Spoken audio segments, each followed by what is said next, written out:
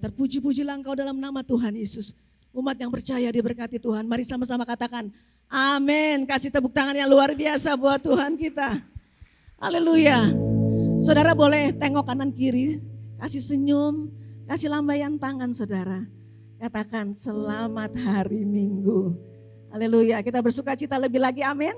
Yang bersuka cita boleh kasih tepuk tangan yang dahsyat buat Tuhan kita. Haleluya. Woo!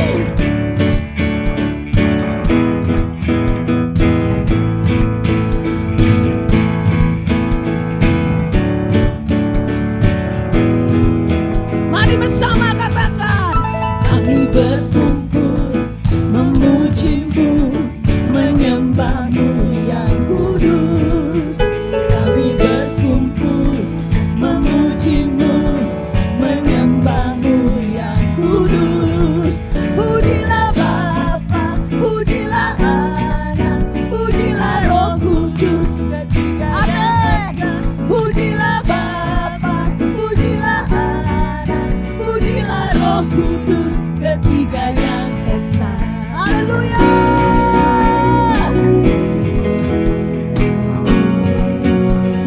Mari bersama katakan, kami berkumpul memuji-Mu, menyembah-Mu yang kudus. Kami berkumpul memuji-Mu, menyembah-Mu yang katakan pujilah, pujilah Bapa, pujilah Anak, pujilah Roh Kudus, ketiga yang amin. Pujilah Bapa, pujilah Anak, pujilah Roh Kudus, ketiga yang esa. Haleluya, haleluya, haleluya, amin. Haleluya,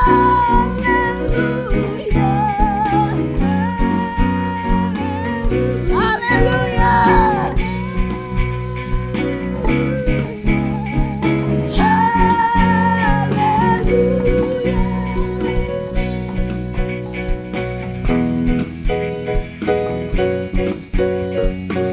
bersama katakan, kami berkumpul memuji-Mu, menyembah-Mu yang kudus. Kami berkumpul memuji-Mu, menyembah-Mu Tuhan. Amin. Pujilah Bapa, pujilah Anak, pujilah Roh Kudus, ketiga yang esa. Pujilah Bapa, pujilah Anak, pujilah Roh Kudus, ketiga yang esa. Haleluya,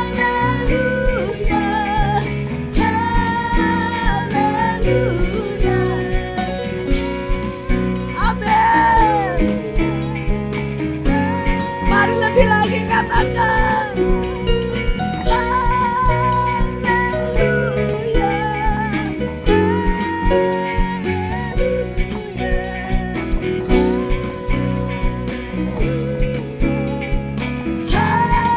haleluya,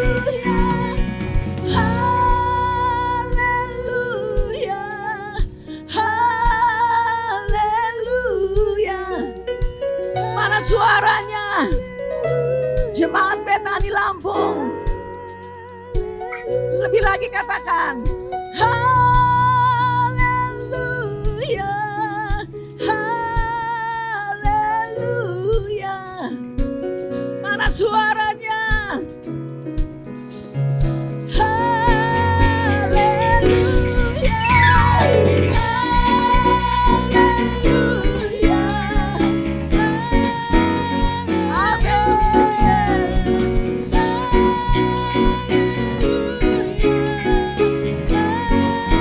sekali lagi katakan haleluya, haleluya.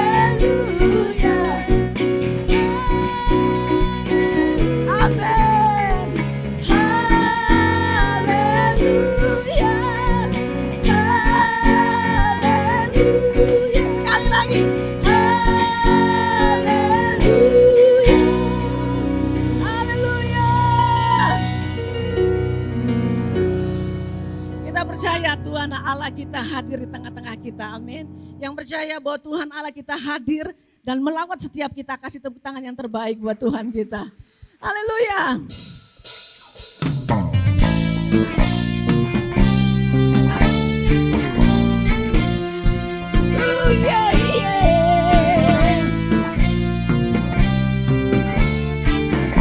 Mari bersama-sama katakan, di hadapan kemuliaan-Mu ku datang menyembah-Mu, membawa hatiku, membawa hidupku. Ku teringat kasih setia-Mu di dalam tiap langkahku. Sungguh Engkau baik di dalam hidupku. Engkau baik, teramat baik. Haleluya. Engkau baik, teramat baik. Engkau baik, teramat baik. Yesus kita baik. Engkau baik, teramat baik.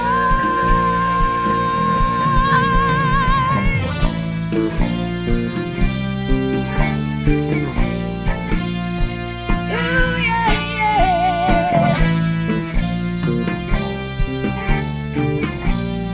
Mari bersama katakan, di hadapan kemuliaan-Mu ku datang menyembah, membawa hatiku. Amin.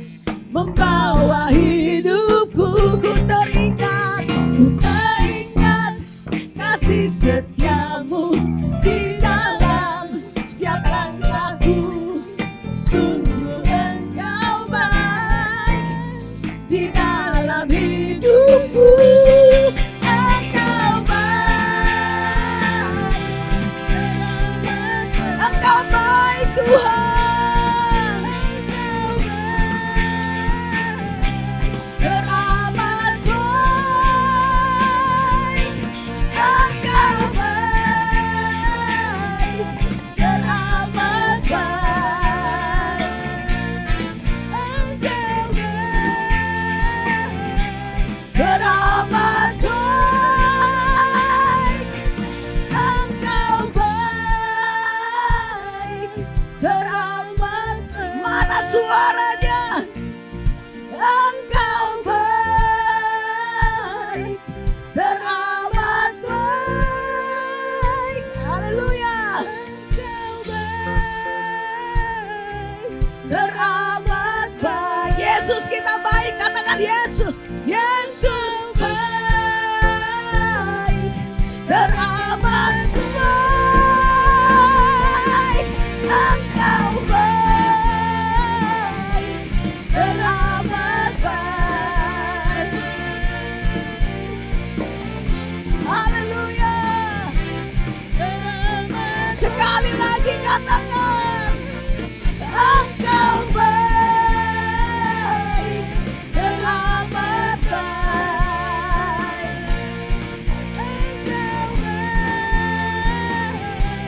Engkau baik, teramat baik. Teramat baik, teramat baik. Katakan teramat baik, teramat baik, teramat baik. Woo!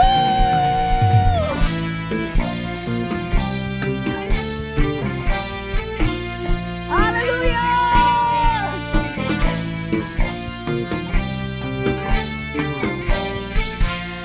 Haleluya. Kita percaya Tuhan Yesus kita baik dulu, sekarang, dan sampai selama-lamanya. Sekali lagi kasih tepuk tangan yang luar biasa buat Allah kita. Silakan duduk saudara.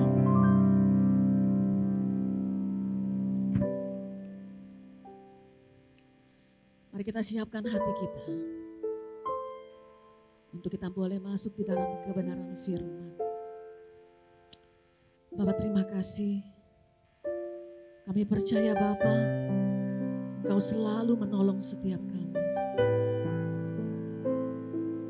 Kami memberikan yang terbaik Tuhan, bagi kemuliaan nama-Mu. Terima kasih Bapa.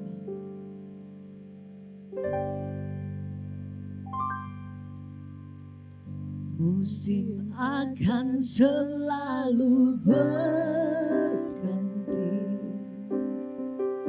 kasih Tuhan tetap abadi,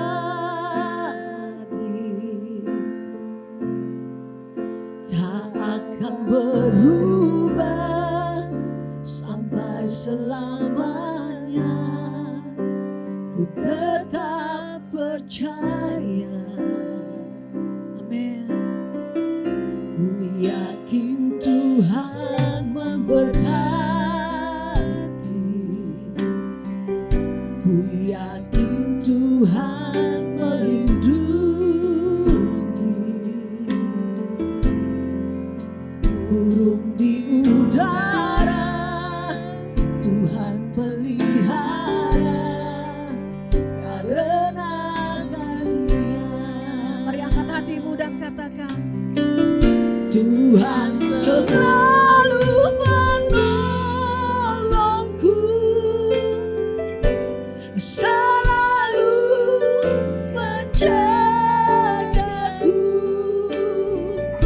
sehelai di rambutku tak akan terjatuh tanpa seizin-Mu. Tuhan selalu menolongku, selalu menjagaku. Dia menegangkanku dan peliharaku seumur hidup. Yang percaya boleh kasih tepuk tangan yang luar biasa buat Tuhan kita. Bersama katakan, musim akan selalu berganti, kasih Tuhan tetap abadi. Amin. Tak akan berubah sampai selamanya. Ku tetap percaya, ku yakin Tuhan memberkati, ku yakin Tuhan melindungi. Burung di udara Tuhan pelihara karena kasih-Nya. Mari angkat hatimu, katakan, Tuhan selalu menolongku, selalu menjagaku, sehelai di rambutku tak akan terjatuh tanpa seizin-Mu. Amin. Tuhan selalu menolongku, selalu menjagaku.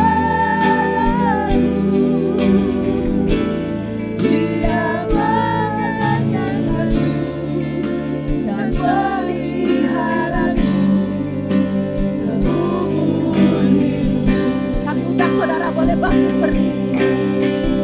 Tuhan selalu menolongku, selalu menjagaku, sehelai di rambutku tak akan terjatuh tanpa seizin-Mu.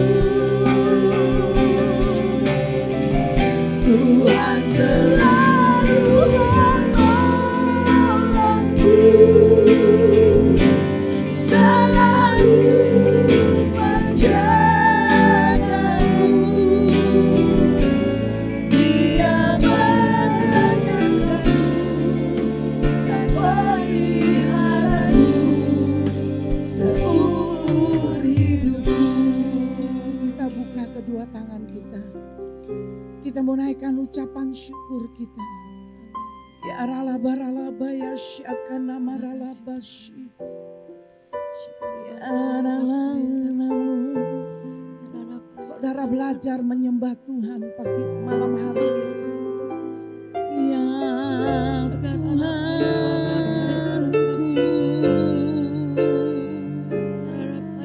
ya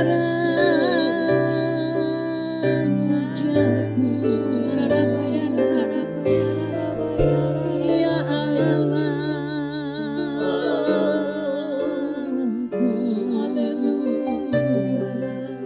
Saudara angkat suaramu.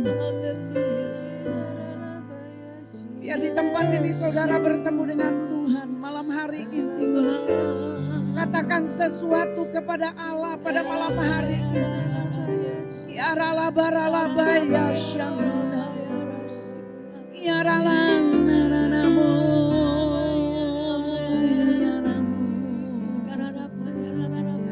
Ya rana.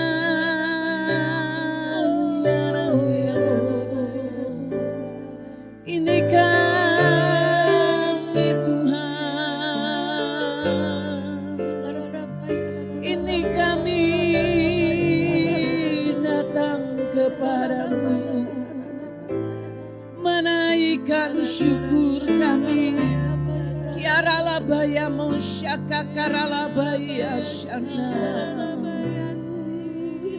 Amin.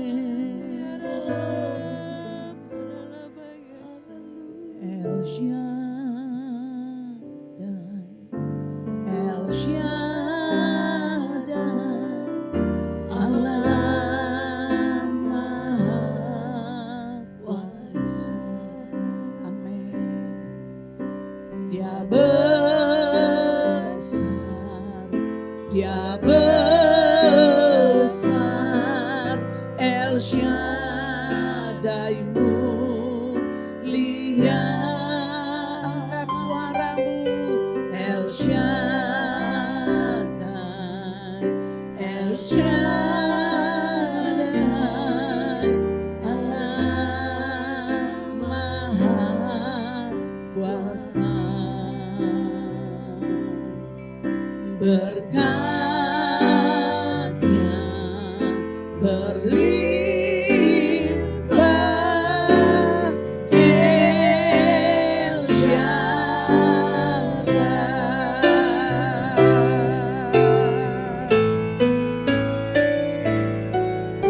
El Shaddai, El Shaddai. Angkat suaramu, Allah Maha Kuasa. Dia besar, Dia besar, El Shaddai mulia,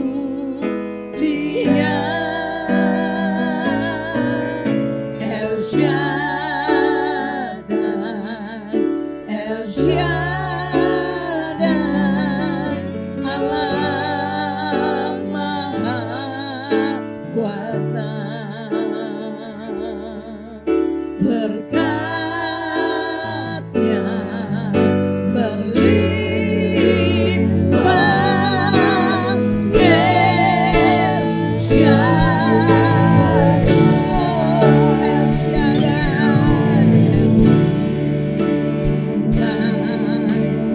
Shaddai, Allah Maha Kuasa.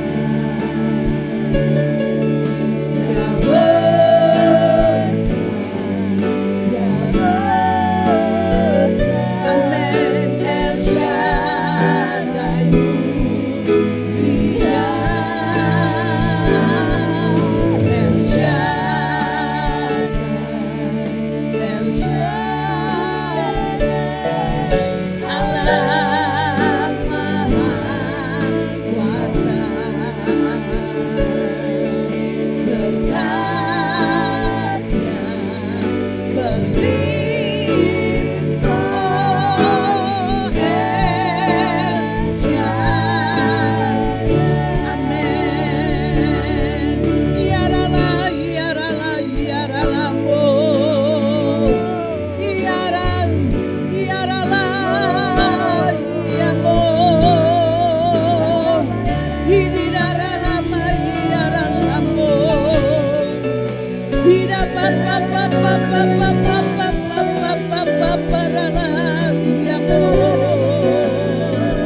Ira basikina yarala.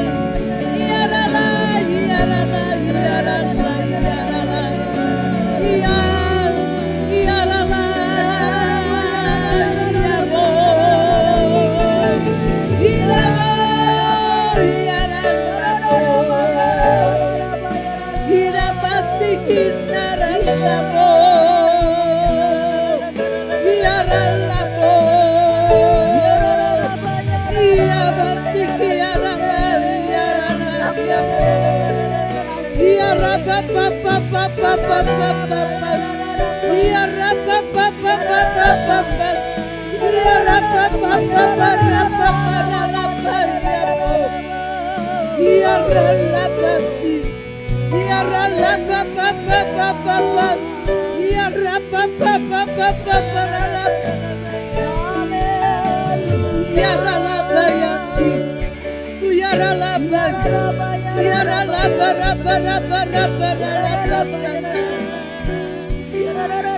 Amin, amin.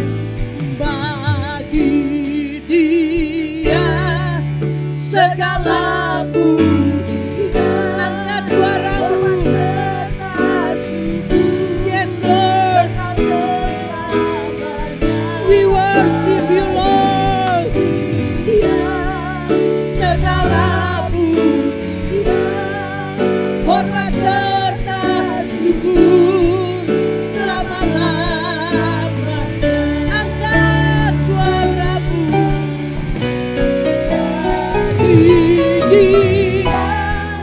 Segala pujian, hormat serta syukur kekal selamanya bagi Dia.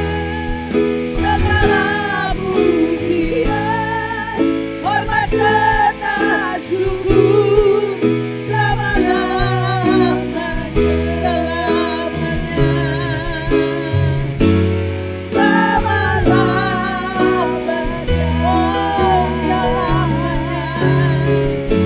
selamanya.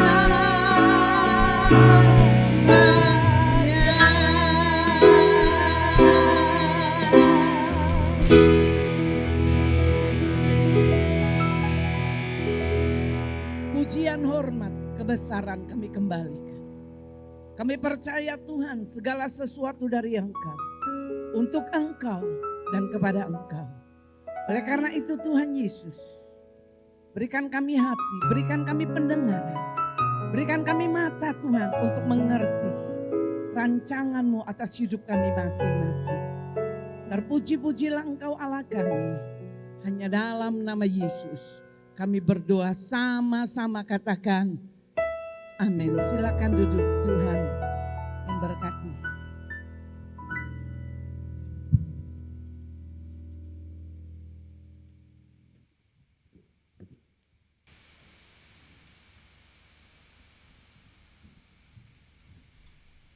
Shalom. Sekali lagi shalom. Selamat sore Bapak Ibu Saudaraku yang dikasihi Tuhan Yesus. Senang sekali sore hari ini bisa kembali melayani di Betani Lampung. Dan ada sukacita yang luar biasa melihat jemaat Tuhan kembali ibadah onsite di tempat ini. Saya percaya walaupun mungkin COVID-nya belum selesai tetapi iman kita tidak akan padam. Amin Bapak Ibu? Amin. Oke, terima kasih buat Ibu Linda yang kembali mempercayakan untuk saya hadir di tempat ini, dan saya berdoa biar sore hari ini apa yang saya bagikan, saya ajarkan akan memberkati kita semua. Mari kita buka sama-sama Alkitab kita Bapak Ibu dari 1 Samuel 27. 1 Samuel 27 ayat yang pertama sampai dengan ayat yang ke-7. 1 Samuel pasal yang ke-27 ayat yang pertama sampai dengan ayatnya yang ke-7. 1 Samuel pasal yang ke-27 ayat yang pertama sampai dengan ayatnya yang ke-7.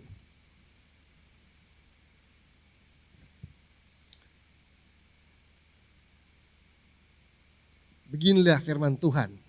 Tetapi Daud berpikir dalam hatinya, bagaimanapun juga pada suatu hari aku akan binasa oleh tangan Saul.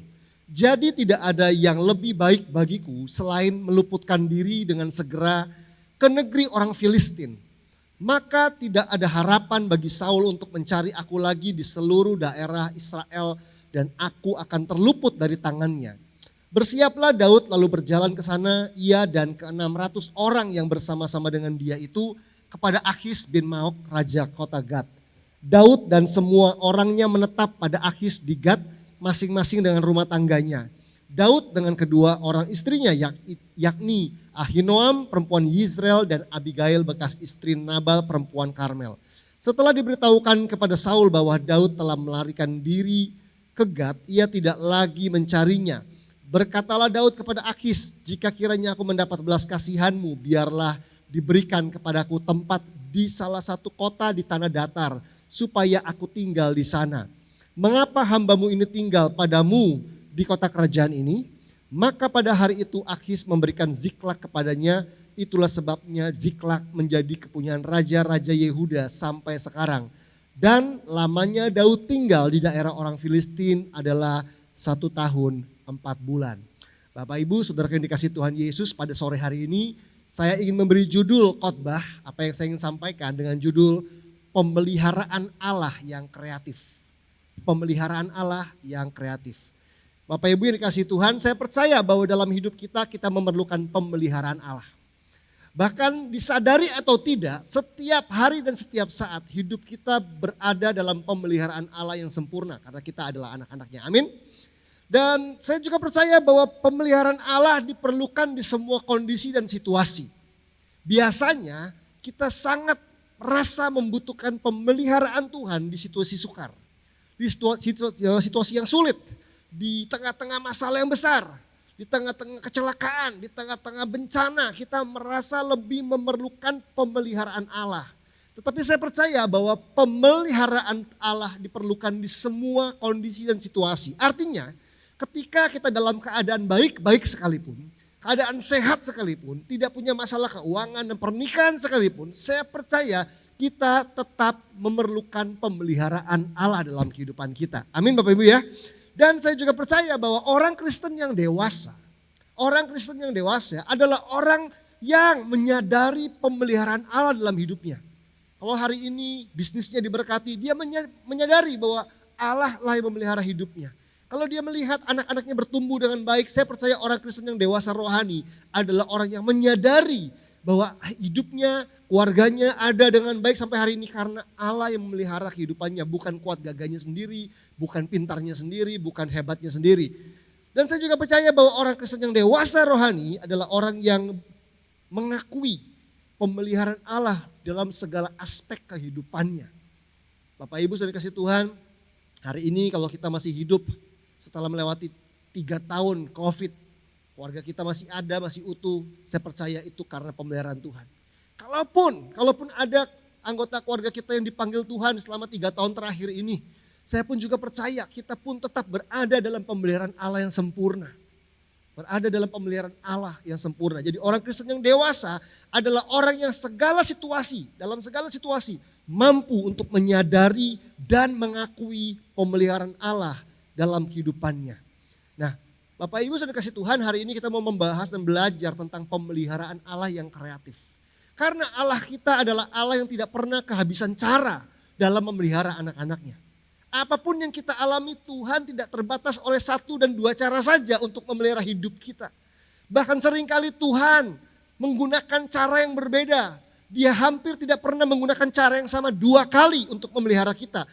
Karena begitu banyaknya, karena begitu kreatifnya Tuhan memelihara hidup kita. Nah, kenapa kita perlu belajar tentang pemeliharaan Allah yang kreatif? Karena kita ingin menyadari bagaimana Tuhan bisa dan mampu memelihara kita, bahkan dengan cara-cara yang tidak terduga oleh pikiran kita, Bapak Ibu.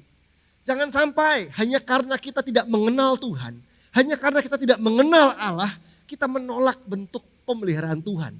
Padahal itu adalah caranya Tuhan memelihara kita, tapi hanya karena cara pemeliharanya tidak cocok dengan cara kita, dengan mau kita, dengan selera kita, kita menolak, kita menepis pemeliharaan Tuhan. Padahal itu adalah cara Tuhan memelihara kehidupan kita.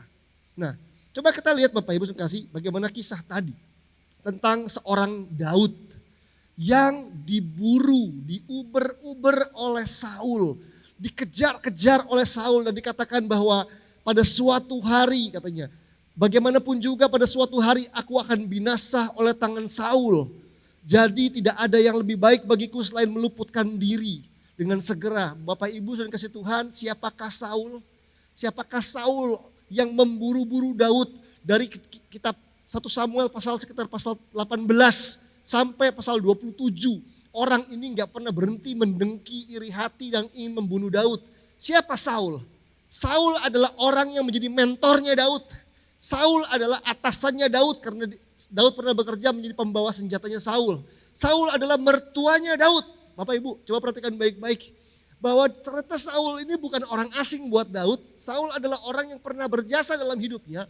Orang dekat. Dia adalah mertuanya. Dia adalah mantan atasannya, bosnya. Dia juga adalah seorang yang jadi mentornya. Orang yang membimbing Daud, memberikan karir kepada hidupnya Daud. Yang tadinya adalah anak seorang gembala tetapi bisa bertumbuh menjadi punya karir yang luar biasa di medan pertempuran. Karena seorang yang namanya Saul. Tetapi orang yang dulu membantu Daud. Saul yang dulu menolong Daud. Saul yang dulu mementor Daud. Ternyata orang yang sama yang hari ini ingin membunuh Daud. Bapak Ibu kasih. Inilah ironisnya manusia. Kadang ada orang yang dulu bantu kita. Dulu memberkati kita. Tapi hari ini ada orang yang sama. Jadi orang yang ingin menghancurkan kita, memusuhi kita, ingin menghalangi hidup kita diberkati Bapak Ibu. Itulah manusia, itulah dunia ini. Ada orang-orang yang bisa berubah hatinya, hidupnya. Dulu muji-muji kita, sekarang jelek-jelekin kita. Orang yang dulu berjasa mungkin mengangkat kita Bapak Ibu. Orang yang membukakan jalan, mencarikan pekerjaan. Bisa jadi karena hidupnya berubah, hatinya berubah. Hari ini orang yang sama justru ingin mencelakakan kita. Sama seperti Saul. Tapi saya percaya kalau kita orang benar, kalau hidup kita benar, kalau sikap hati kita benar di hadapan Tuhan, Allah pasti memelihara kita dari segala malapetaka dan rancangan orang jahat. Nah, coba kita lihat bagaimana atau apa yang membuat seorang Daud ini mengalami kesulitan. Kenapa sih Daud ini salahnya apa sampai diburu dan dikejar-kejar oleh seorang Saul ini salahnya apa? Nah hari ini saya ingin kita semua belajar dari 7 ayat ini yang kita baca dari 1 Samuel 27 ini. Ada 3 pelajaran yang kita bisa tangkap hari ini Bapak Ibu tentang pemeliharaan Allah yang kreatif. Yang pertama adalah begini. Kalau ditanya apa sih yang bikin Daud ini diburu oleh Saul, dikejar-kejar oleh Saul, ingin ditangkap oleh Saul, ingin dibunuh oleh Saul, salahnya di mana? Bukankah Daud adalah orang yang berjasa buat Saul? Bukankah harusnya Saul bangga sebagai raja punya orang andalan sehebat Daud? Salahnya apa? Ketika saya coba menggali dan mencari tahu Bapak Ibu firman Tuhan. Ternyata ini letak masalahnya apa yang membuat Daud menjadi orang yang ingin dibunuh oleh Saul. Kenapa? Karena Saul tidak taat, roh Allah undur dari hidupnya Saul. Tetapi karena Daud mengasihi Allah. Daud diurapi oleh Allah. Nah, jadi yang membuat Daud berada dalam kesulitan adalah karena pengurapan Tuhan ada dalam hidupnya Daud, Bapak Ibu kasih. Sedangkan pengurapan Allah mundur dari hidupnya Saul. Nah, ini pelajaran yang pertama buat kita malam hari ini, sore hari ini. Yang pertama adalah begini kalimatnya. Pengurapan Allah tidak hanya mendatangkan kuasa, tetapi juga mendatangkan masalah. Saya ingin setiap jemaat Tuhan di Betani Lampung belajar hal ini Bapak Ibu. Banyak dari kita sering berdoa minta pengurapan Tuhan. 2 mingguan yang lalu kita merayakan hari Pentakosta pencurahan Roh Kudus. Kita bilang urapi kami Tuhan. Urapi dengan minyak baru. Urapi kami dengan kuasa Roh Kudus. Sadarkah kita waktu kita menerima pengurapan yang kita terima bukan cuma kuasa. Tetapi juga masalah Bapak Ibu. Yesus yang diurapi, yang dikatakan di dalam kitab Kisah Para Rasul, dia diurapi untuk berbuat baik, berjalan berkeliling, menyembuhkan banyak orang. Yesus yang sama mengalami oposisi dan perlawanan dalam hidupnya. Rasul Paulus yang bergerak dalam pengurapan Allah yang begitu luar biasa, berhadapan dengan banyak konfrontasi dalam hidupnya.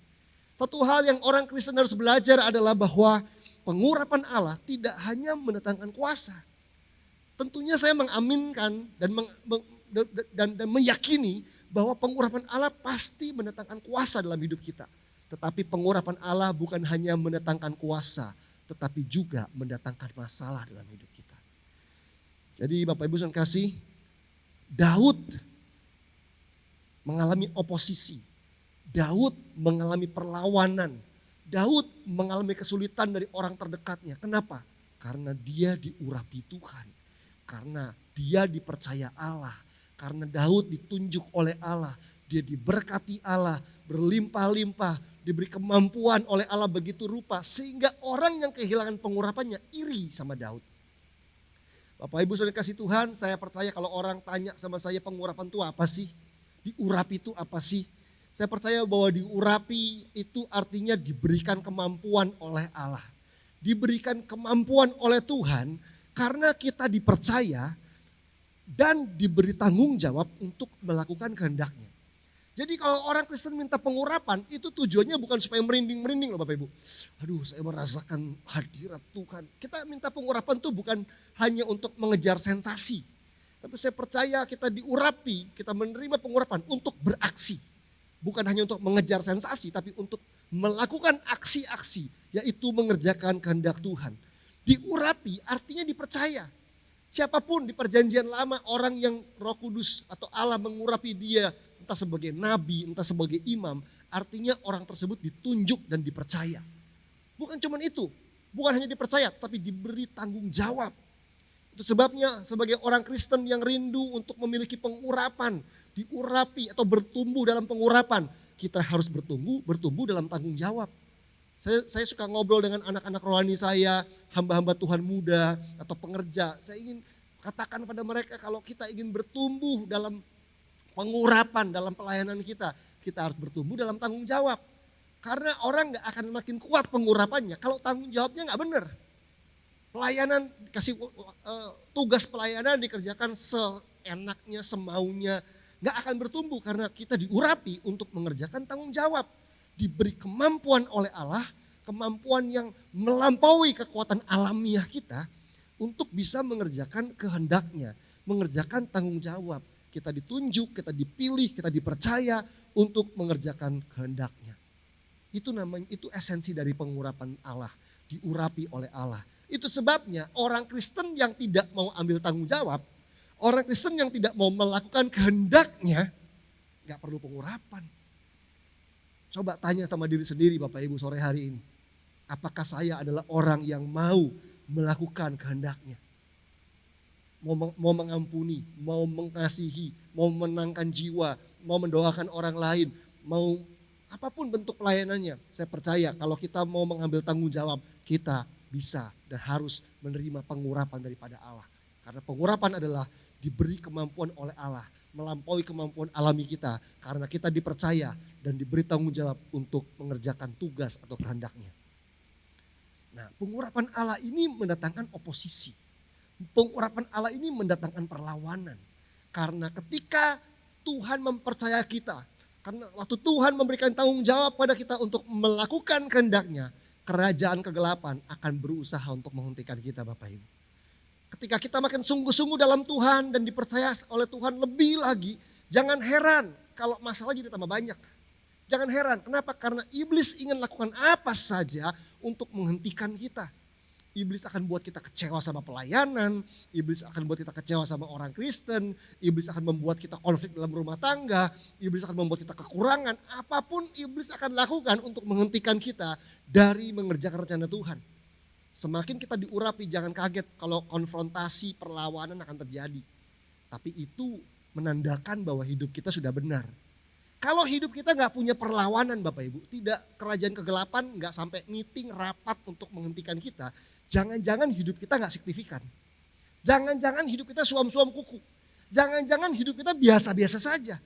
Tapi saya percaya kalau kita sebagai jemaat Tuhan di tempat ini, mungkin Anda tidak pelayanan di mimbar ini, tetapi hidup Anda kudus, benar, jadi berkat bagi banyak orang, menyelamatkan banyak jiwa sebagai bisnismen, sebagai pedagang, Anda diurapi. Jangan kaget kalau iblis akan lakukan apa saja untuk menghentikan Anda. Karena Anda signifikan di matanya iblis. Karena Anda dianggap berbahaya oleh iblis. Pemerintah kita nggak akan santai menghadapi teroris Bapak Ibu. Teroris meskipun nggak kelihatan, negara kita, pemerintah kita tahu betul. Harus diburu, harus dicari, harus diatasi, harus ditangkap, harus diberantas dan sebagainya. Kenapa? Karena ada perlawanan karena mereka adalah pribadi-pribadi yang diperhitungkan gerak-geriknya, aksinya. Nah buat iblis, buat kerajaan kegelapan, hidup kita harusnya seperti teroris yang mengancam kerajaan kegelapan karena ketaatan kita, kasih kita, doa-doa kita itu mendatangkan perubahan hidup orang lain, mampu menyelamatkan jiwa, mampu mengubahkan banyak kehidupan. Itu yang pertama. Pelajaran yang pertama buat kita adalah pengurapan Allah tidak hanya mendatangkan kuasa tetapi juga mendatangkan masalah. But it's okay, gak ada masalah. Kalaupun kita punya masalah, kita punya Tuhan yang besar. Kita punya pengurapan Allah, kemampuan yang Allah berikan untuk mengatasi semuanya itu. Itu yang pertama. Nah yang kedua, pelajaran yang kedua adalah begini. Jangan batasi cara Allah memelihara hidup kita. Jangan batasi caranya Allah, caranya Tuhan memelihara kehidupan kita. Coba kita lihat tadi dari ayat yang pertama Bapak Ibu sekasih. Coba kita lihat ketika Daud berkata bagaimanapun juga pada suatu hari aku akan binasa oleh tangan Saul. Kenapa? Karena Saul ini ngotot. Karena Saul ini gak menyerah. Daud pergi kemanapun dicari, diburu, dikejar sedemikian rupa sampai Daud bilang aduh kayaknya cepat atau lambat kena juga nih. Karena pribadi ini yang namanya Saul betul-betul punya determinasi. Dia betul-betul pantang menyerah untuk menghabisi Daud.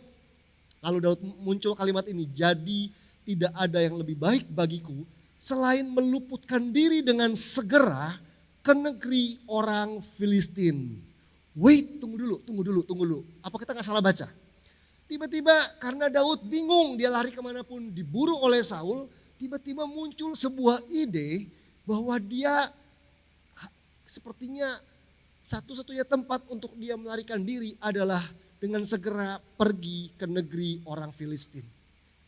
Bapak Ibu saudara kasih Tuhan, saya percaya kita semua sering membaca Alkitab dan kita tahu kisahnya bahwa Filistin atau bangsa Filistin adalah musuhnya orang Israel. Goliat yang dibunuh oleh Daud itu adalah orang Filistin yang tak bersunat katanya. Jadi bayangkan ketika Daud dalam keadaan terjepit dan buntu, justru dia berpikir untuk bersembunyi di tempat musuh. Dia berpikir untuk bersembunyi di tempat musuh. Dan luar biasanya,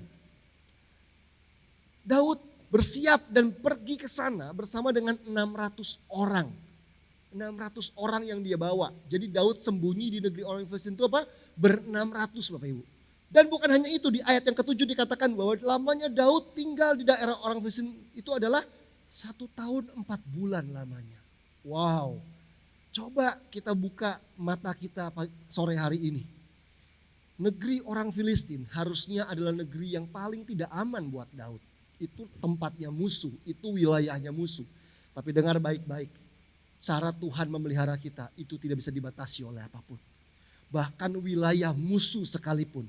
Wilayah yang dulu dianggap berbahaya sekalipun. Kalau Tuhan pimpin kita ke sana, wilayah musuh bisa menjadi wilayah paling aman untuk Tuhan memelihara kehidupan kita Bapak Ibu. Ini yang mau sama-sama kita belajar hari ini. Gak terduga oleh Daud bahwa negeri orang Filistin, wilayahnya musuh, menjadi tempat di mana Tuhan memelihara Daud bersama 600 orangnya selama 1 tahun 4 bulan. Sembunyi ber-600 itu nggak mudah. Sembunyi kalau berenam itu gampang Bapak Ibu. Tapi sembunyi ber-600 selama 1 tahun 4 bulan mungkin gak ketahuan. Tapi lihat bagaimana Tuhan memelihara Daud begitu luar biasa. Tempat yang dulu berbahaya buat Daud. Ketika Tuhan memberkati dan menyertai Daud. Tempat yang dulu berbahaya buat Daud.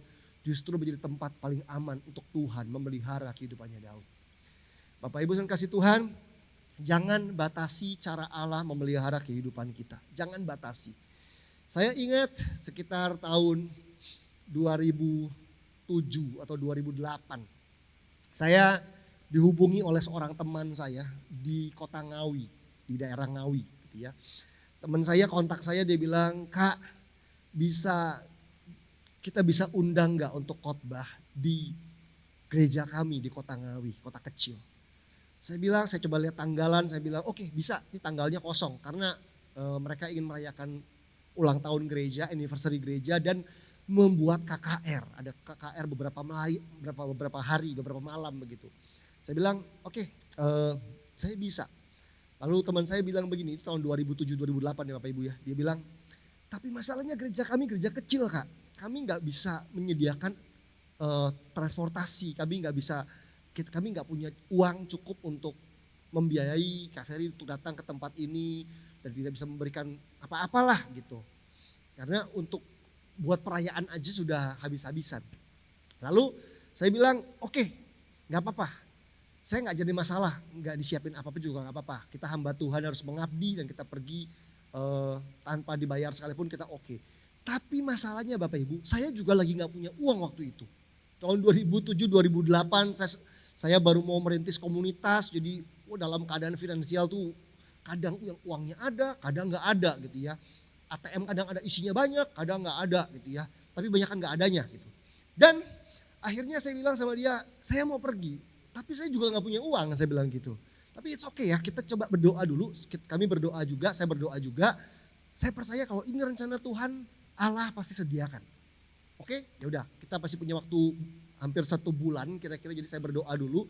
Saya bilang Tuhan, saya mau pergi ke sana. Saya it's okay nggak dibayar dan sebagainya, tapi saya juga butuh uang transportasi. Jadi Tuhan berkati saya, kalau ada uangnya saya akan berangkat. Singkat cerita begitu. Dan puji Tuhan Bapak Ibu, gak lama kemudian ada berkat tercurah gitu ya. Jadi ada uang dan saya mulai kontak teman saya bilang, saya jadi berangkat, saya siapkan keberangkatan saya. Saya berangkat ke Kota Ngawi, saya ajak satu anak rohani saya, berangkat pelayanan beberapa hari di situ.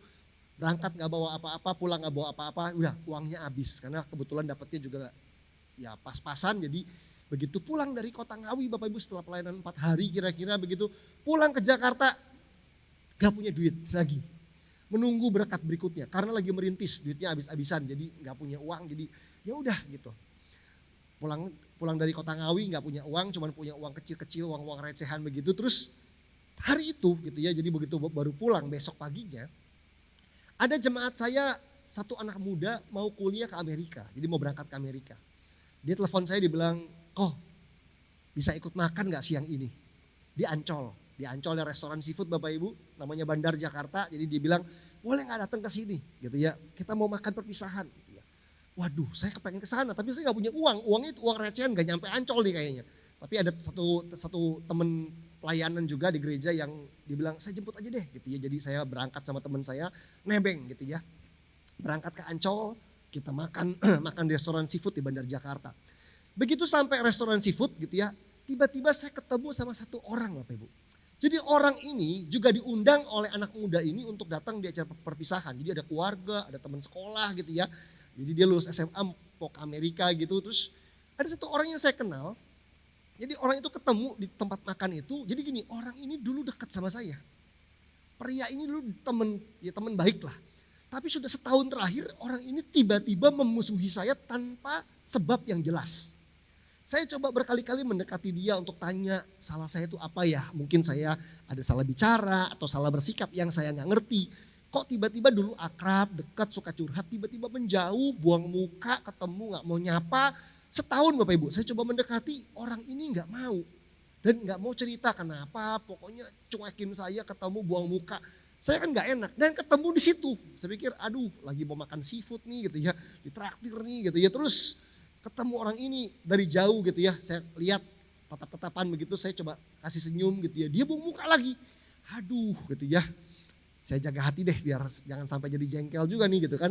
Ya udah kita makan, untung duduknya nggak deket, agak jauh gitu ya, karena banyak yang hadir, entah 50-60 orang ada mungkin gitu, kita makan dan sebagainya. Begitu pulang saya pamit dengan anak muda yang undang saya pulang, jalan di parkiran mobil gitu ya, mau ke mobil begitu. Tiba-tiba pria ini, teman saya yang dulu ini, datangin saya, dia bilang, "Fer, boleh tunggu sebentar nggak?" Dia bilang gitu. Dia panggil saya di parkiran mobil. Saya tiba-tiba berhenti, saya pikir, waduh udah setahun nih ya, saya pengen cari klarifikasi gitu ya, mau tanya kenapa. Orang ini nggak pernah mau ditemui, tiba-tiba manggil saya di parkiran mobil. Saya pikir apa dia mau jadi ngajak debat, ngajak ribut gitu ya. Kan kita nggak enak nih habis datang acara orang kenyang gitu. Diajak ngomong baik-baik menghindar, terus tahu-tahu sekarang datang nyamperin lah begitu di parkiran begitu. Terus ya udah saya berhenti, saya bilang ya kenapa gitu ya. Dia memulai dengan kalimat ini. "Saya dengar kamu habis pelayanan ke Ngawi ya." Saya pikir wah kok tahu ya? Biasanya orang tuh yang paling peduli sama kita Bapak Ibu adalah orang yang paling sayang sama kita sama orang yang paling membenci kita. Orang kalau paling sayang sama kita sama paling membenci kita itu pasti kepo sama kita kan. Saya pikir wah ini orang nih udah gak pernah nyapa, buang muka, musuhin saya. Tahu-tahu bisa tahu lagi saya pelayanan ke Kota Ngawi itu dia tahu gitu kan. Saya agak takut gitu kan, kenapa ya? Jangan-jangan saya dijebak nih abis ini dia mau ngapain ya gitu ya. Saya bilang iya gitu ya. Saya dengar kamu kemarin tuh pelayanan ke Kota Ngawi beberapa hari itu pakai uangmu sendiri ya. Wah saya tambah khawatir kan, waduh kepo banget nih orang. Nanya-nanya bisa tahu loh gitu. Saya pelayanan pakai uang sendiri, dia bisa tahu loh ke Kota Ngawi beberapa hari pakai uang sendiri, kok bisa tahu ya? Saya agak ragu-ragu, jangan-jangan nih punya niat jahat nih nanya-nanya begini nih. Saya cuma jawab iya gitu doang sambil ragu-ragu Bapak Ibu. Terus dia tanya lagi gini, boleh tahu nggak berapa? Boleh tahu nggak kamu habis biaya berapa pelayanan ke Kota Ngawi itu pakai uangmu sendiri tuh habis biaya berapa, habis uang berapa? Saya tuh tambah berjaga-jaga Bapak Ibu. Saya pikir wah ini nih kepo banget nih orang nih pengen tahu saya habis uang berapa dan sebagainya. Jangan-jangan dia mau jahatin saya, jangan-jangan dia mau ngomongin jelek tentang saya dan sebagainya. Jangan-jangan dia mau menyerang dan menjatuhkan saya. Saya udah pikir-pikir gitu kan. Karena ketemu datang itu bukannya minta maaf atau mengklarifikasi, tahu-tahu membahas pelayanan saya. Saya ragu-ragu, saya pikir wah jawab gak ya, jangan-jangan saya jawab salah lagi nih. Tiba-tiba di hati saya kayak ada damai sejahtera. Kayaknya Roh Kudus bilang udah kasih tahu aja. Saya sebut. Habis sekian juta saya sebut. Terus dia tanya lagi, benar segitu? Iya. Dalam hati saya udah nanya gak percaya lagi gitu kan. Terus tiba-tiba ekspresinya berubah. Wajahnya merah, matanya berkaca-kaca kayak mau nangis gitu Bapak Ibu. Dan dia bilang gini, oke, besok saya transfer ya uang itu ke rekening kamu. Saya kan bingung kan. Saya kan ngobrol sama dia berharap baikan dong. Baikan belum, klarifikasi belum. Selama ini setahun gak pernah ngobrol, menghindari saya, memusuhi saya. Datang-datang tiba-tiba nanya, saya habis pelayanan ke Ngawi, pakai uang sendiri, habis biaya berapa. Besok saya transfer ya. Saya bingung, ini kenapa sih orang gitu ya. Saya bingung dengan wajah bingung begitu di tempat parkir.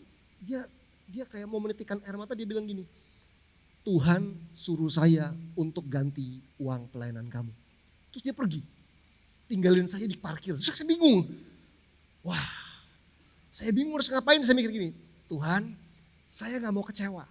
Kalau yang memberkati saya itu adalah anak yang lagi perpisahan tadi ya, mau kuliah di Amerika, anak orang kaya. Kalau dia yang kasih saya uang, mungkin saya percaya. Orangnya baik sama saya, mengasihi saya. Tapi kalau orang yang musuhin saya setahun gak ngomong, buang muka, tahu-tahu datang nanya soal pelayanan saya dan habis uang berapa terus mau transfer, nanti saya malah kecewa lagi. Udah saya jangan ngarep, saya bilang berarti. Udah jangan ngarep deh gitu kan. Nanti malah kecewa nih orang gak tahu motifnya apa, jangan-jangan dia berniat jahat dan sebagainya. Udah saya pulang saya gak pikirin gitu ya. Besok paginya Bapak Ibu, saya dapat chat, zaman dulu masih zamannya BlackBerry kalau gak salah ya, zaman BBM gitu. Jadi saya di chat, dia bilang saya sudah transfer ya, tolong dicek. Saya cek pakai handphone saya Bapak Ibu gitu ya. Dan waktu saya cek uang yang masuk, saya kaget. Aduh, kok banyak banget ya. Saya hitung yang masuk ke rekening saya tuh kira-kira 3 kali lipat dari uang yang saya gunakan untuk pergi pelayanan itu. Saya jadi mikir gitu, apa kemarin saya salah ya? Waktu di parkiran ditanya, jangan-jangan otaknya saya angkanya berapa, nyebutnya berapa. Habis kebanyakan makan cumi kali gitu ya. Jadi keliangan, salah nyebut lagi jangan-jangan. Harusnya gak segini nih kebanyakan, ini 3 kalinya saya hitung. Akhirnya saya telepon dia, saya bilang, bro terima kasih ya uangnya sudah masuk, sudah saya terima. Tapi sorry banget, kayaknya saya salah, saya takutnya saya salah nyebut angka. Jadi kalau saya hitung kok kayaknya ini kebanyakan, ini 3 kali lipatnya. Sedangkan saya sebut, seingat saya kemarin tuh angkanya sekian, saya bilang begitu. Terus dia bilang, oh enggak, kamu gak salah sebut. Bener, kamu sebut angkanya segitu waktu di parkiran mobil. Dan waktu saya berdoa, Tuhan yang minta saya untuk ganti uang kamu 3 kali lipat. Bapak Ibu, saya kaget luar biasa. Saya tutup telepon dalam keadaan kaget. Kalau hari itu yang memberkati saya adalah orang yang mengasihi saya, orang yang menghormati saya, oke lah saya bisa terima. Tapi hari itu, orang yang sebel sama saya dan saya gak tahu sebelnya kenapa. Orang yang buang muka, gak nyapa saya, bahkan ketemu lagi di parkiran gak baik kan loh Bapak Ibu. Gak minta maaf, gak mengklarifikasi, gak ada gitu aja gitu. tiba-tiba katanya digerakkan oleh Tuhan untuk mengganti uang pelayanan saya 3 kali lipat. Kayak kaget banget. Tapi itulah Tuhan kita. Itulah Allah kita. Allah yang kreatif, yang caranya gak pernah bisa dibatasi. Saya pikir kalau saya diberkati zaman itu pakai orang inilah, orang itulah. Gak pernah kepikir bahwa musuh, orang yang memusuhi saya, orang yang gak suka sama saya, orang yang gak mau ngomong sama saya. Justru orang ini yang digerakkan Tuhan untuk memberkati saya. Inilah Bapak Ibu, jangan batasi Tuhan. Tuhan bisa memelihara hidup Daud bersama 600 orangnya selama 1 tahun 4 bulan di negeri orang Filistin. Karena itu jangan gampang sentimen sama orang. Saya belajar dari kejadian itu, jangan gampang sentimen sama orang. Kalau pakai bahasa anak muda zaman sekarang, jangan gampang ilfeel sama orang. Jangan gampang hilang feeling katanya. Jangan gampang sentimen. Jangan gampang, kalau kita gak suka sama orang tuh jangan sampai pasang label. Sampai kita kayaknya udah gak mau lagi berhubungan sama dia. Karena ternyata kadang-kadang orang yang dulu memusuhi kita justru bisa diubah hatinya sama Tuhan. Malah dipakai Tuhan memberkati kita loh. Ini pemeliharaan Allah yang kreatif. Dan saya mengalami kejadian ini gak cuma sekali 2 kali Bapak Ibu. Ada cerita-cerita lain yang kira-kira intinya sama. Orang yang buang muka, yang melengos-melengos begitu, tahu-tahu ketemu langsung berkatin saya dan saya kaget luar biasa. Tapi itulah cara Tuhan memelihara kita Bapak Ibu. Jangan batasi cara Allah memelihara kehidupanmu.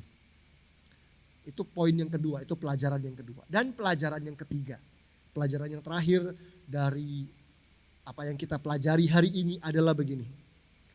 Jangan menyia-nyiakan pemeliharaan Tuhan atas hidup kita. Jangan sia-siakan pemeliharaan Tuhan dalam hidup kita. Jangan menyalahgunakan pemeliharaan Allah dalam kehidupan kita. Kadang-kadang dalam jemaat kami suka ada begitu banyak orang punya masalah. Misalnya ada jemaat yang punya masalah rumah tangga. Punya masalah hubungan suami istrinya berat, rusak karena sikap, karena kepahitan, karena banyak hal, karena kesalahan yang dibuat. Lalu Tuhan memelihara keluarga ini sampai dipulihkan. Jangan sia-siakan pemeliharaan Tuhan atas kehidupan kita. Karena ada orang-orang yang setelah dipelihara sama Tuhan, dipulihkan sama Tuhan, malah gak merawat pernikahannya. Bicara sembarangan dengan pasangannya, berlaku sembarangan sama anak-anaknya, mengatakan hal yang kasar sama pasangannya. Padahal Tuhan sudah memelihara keluarga ini dari tadi pernikahannya di ujung tanduk, dipulihkan sama Tuhan. Tapi ada banyak orang Kristen kadang-kadang menyalahgunakan dan dan justru malah menyia-nyiakan pemeliharaan Tuhan atas kehidupannya. Kalau kita dipelihara Tuhan, sakit, koma, terus hidup, sembuh, pulih. Jangan menyia-nyiakan pemeliharaan Tuhan. Layani Tuhan. Hiduplah dengan bijaksana, hiduplah dengan baik, kelola hidup kita. Cara kita makan, cara kita istirahat, cara kita bekerja, dikelola dengan baik supaya kita tidak menyia-nyiakan atau menyalahgunakan pemeliharaan Allah atas hidup kita. Karena walaupun Allah menyembuhkan kita, kalau kita nggak bijak, kita balik lagi ke situ Bapak Ibu. Saya ketemu juga orang Kristen yang punya utang banyak. Waduh, utangnya banyak banget. Kita layani, kita doakan, kita nasihati. 1 kali utangnya lunas. Tapi kan kita bilang, pergilah jangan berbuat dosa lagi. Artinya pergi jangan bikin utang lagi. Jangan sampai pemeliharaan Tuhan yang sudah sempurna sekali, yang sudah mengerjakan mujizat, karena hidup yang gak bijaksana membuat dia balik lagi punya utang lagi yang lebih banyak lagi. Karena saya percaya Tuhan mau memberkati kita, memulihkan kita untuk kita jadi berkat buat orang lain. Untuk kita membawa pemulihan buat orang lain. Karena itu jangan sia-siakan. Jangan sia-siakan. Saya ketemu ada suatu orang Kristen yang tahun lalu udah hampir meninggal Bapak Ibu karena COVID. Hampir meninggal. Orang mah udah siap-siap, keluarga udah siap-siap. Aduh, lewat deh ini, meninggal deh. Hidup lagi loh. Wah, dokter aja gak percaya. Satu rumah sakit dokter ngomongin dia, ini hebat loh. Semua orang pasien di rumah sakit ini yang kondisinya kayak bapak ini, pasti udah lewat, udah meninggal. Cuman dia nih, kita pikir udah siap-siap meninggal, hidup. Setelah sembuh, pulih, kita pikir melayani. Enggak, malah gak pernah ke gereja, malah mau tambah boros, hedon dan sebagainya. Ya walaupun kami tentunya gak mendoakan supaya sakit lagi ya Bapak Ibu ya. Saya sebagai gembala, sebagai pendeta juga gak mendoakan. Tapi saya pikir sayang sekali ya kalau sampai orang ini disembuhkan sama Tuhan, dipulihkan sama Tuhan. Tapi gak memakai hidupnya dengan baik, dengan jadi berkat dan mencari Tuhan. Sia-sia banget. Kalau satu kali kesempatan atau ancaman yang sama terjadi, dia di ujung maut dan akhirnya lewat. Jangan-jangan dia gak siap untuk kekekalan. Jangan-jangan dia gak siap untuk menghadap Tuhan Yesus. Karena hatinya menjauh dari Tuhan. Setelah diberkati, disembuhkan kok malah berubah hatinya. Tapi saya percaya sebagai orang Kristen, kita harus bisa menghargai pemeliharaan Tuhan atas hidup kita. Jangan menyia-nyiakan dan jangan menyalahgunakan pemeliharaan Allah atas hidup kita. Daud adalah orang yang menjaga, menghormati, menghargai pemeliharaan Allah atas hidupnya. Dia dipelihara dari Saul, dia dipelihara dari banyak kepala petaka, dan dia semakin intim dengan Tuhan. Dia menjadi raja menggenapi rencana Tuhan. Dia menjadi prototipe untuk Mesias. Dia betul-betul menggenapi seluruh rencana Tuhan, Bapak Ibu. Daud adalah orangnya. Orang yang bisa menghargai dan tidak menyalahgunakan pemeliharaan Tuhan dalam hidupnya. Dan buat kita semua orang Kristen di tempat ini, Jemaat Betani Lampung, saya mengajak kita semua, yuk sadari, yuk akui bahwa Tuhan telah memelihara hidup kita dalam semua situasi. Dan gunakan waktu-waktu kita hari-hari ini untuk hidup mengenapi seluruh rencana Allah. Pakai hidup kita hari ini ketika kita tahu Allah sudah memelihara hidup kita dan keluarga kita. Pakai hidup kita untuk melakukan kehendak Tuhan. Jadi berkat bagi banyak orang. Gunakan waktu kita untuk mengasihi orang lain, memenangkan jiwa, mendoakan orang lain, melayani Tuhan. Yuk, gunakan hidup kita dengan sebaik mungkin Bapak Ibu. Pastikan, kalaupun kapanpun kita dipanggil Tuhan Bapak Ibu. Setahun, 2 tahun terakhir ini kita pasti mendengar ada banyak orang dipanggil Tuhan dengan begitu cepat akibat COVID yang terjadi, pandemi yang terjadi. Kita gak pernah tahu, bahkan hamba-hamba Tuhan, pendeta-pendeta yang masih muda, yang kayaknya gagah, seger. Kalau waktunya udah selesai Bapak Ibu. Tapi masalahnya bukan apakah kita mati atau tidak. Semua kita pasti akan mati, tinggal nunggu giliran.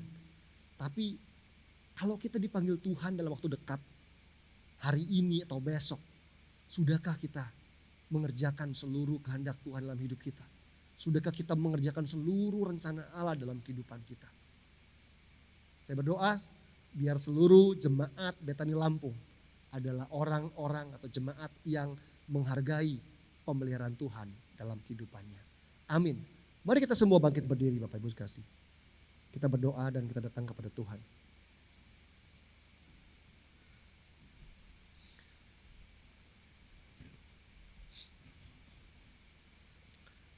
Tuhan Yesus, ajar sore hari ini kami menyadari betapa luar biasanya Allah telah memelihara kehidupan kami. Ajar kami menghitung setiap berkat yang Tuhan sudah berikan, terutama 3 tahun terakhir ini. Di momen pandemi ada banyak hal terjadi, tapi kalau hari ini kami boleh ada sampai sebagaimana kami ada, itu karena Tuhan yang menjaga dan memelihara kami. Mungkin ada di antara kami yang kehilangan orang-orang yang kami cintai selama 3 tahun terakhir ini. Ada di antara kami yang kehilangan pekerjaan ataupun bisnis akibat pandemi ini. Tapi kami mau mengakui dan menyadari bahwa Tuhanlah yang memelihara kami.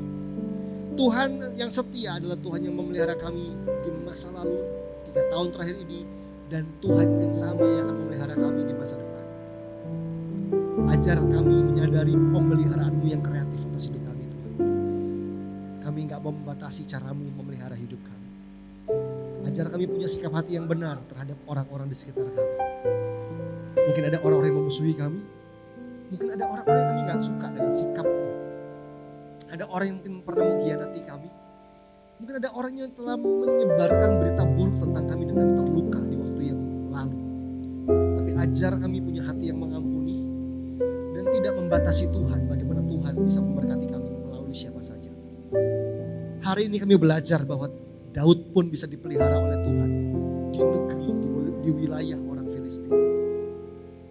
Dan kami juga percaya bahwa hidup kami bisa dipelihara Tuhan oleh orang-orang yang mungkin kami gak suka atau mereka gak suka dengan kami. Caramu gak terbatas Tuhan, jalanmu sempurna. Ajar kami untuk bisa menghormati dan menghargai setiap pemeliharaan Tuhan dalam hidup kami dengan hidup luar biasa. Dengan hidup lebih bijaksana dan hidup bertanggung jawab. Urapi jemaat-Mu di tempat ini. Jadikan kami jemaat yang maksimal. Jadikan kami jemaat yang bertanggung jawab. Jadikan kami jemaat yang diberkati untuk jadi berkat bagi banyak orang. Terima kasih Bapak di surga. Kami syukur untuk firman-Mu. Dalam nama Yesus kami berdoa dan mengucap syukur. Haleluya. Amin.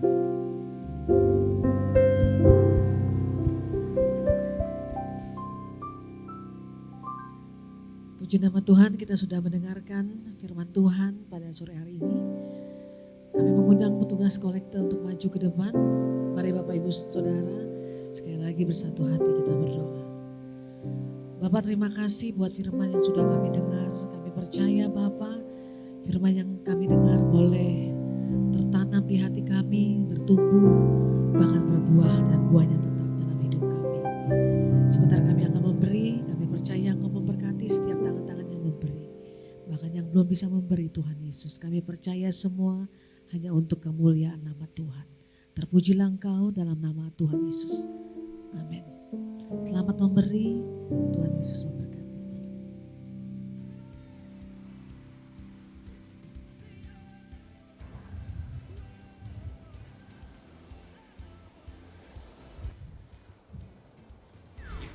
Shalom jemaat yang terkasih, senang rasanya saya dapat menyapa Anda pada minggu ini.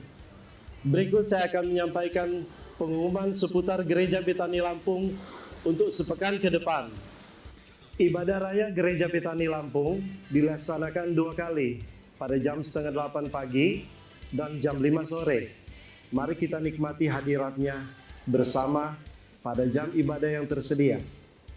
Doa pagi akan diadakan jam 5:30 pagi setiap hari.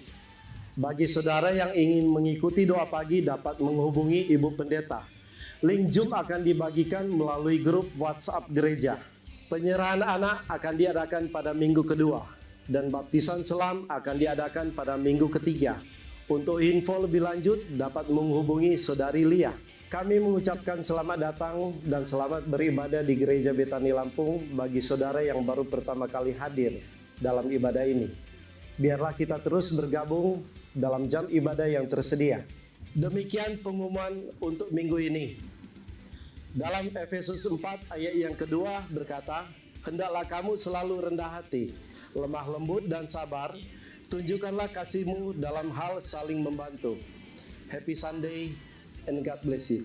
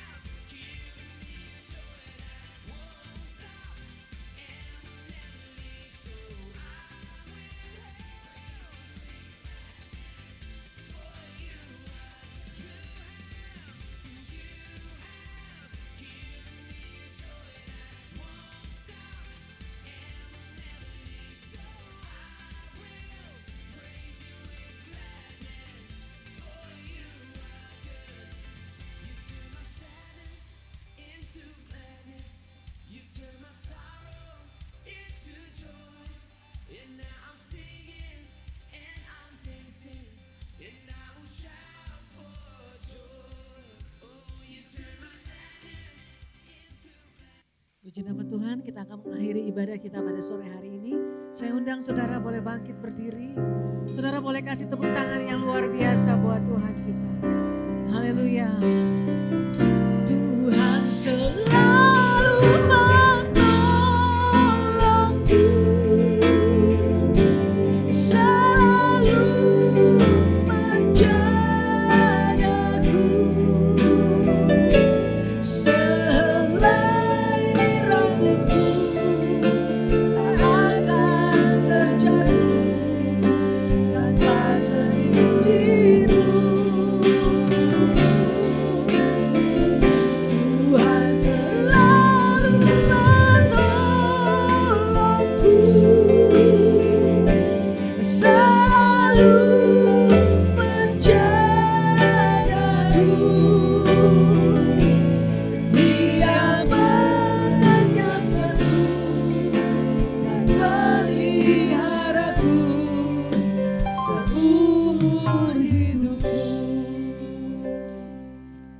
Diberkatilah keluarga, anak, menantu, cucumu.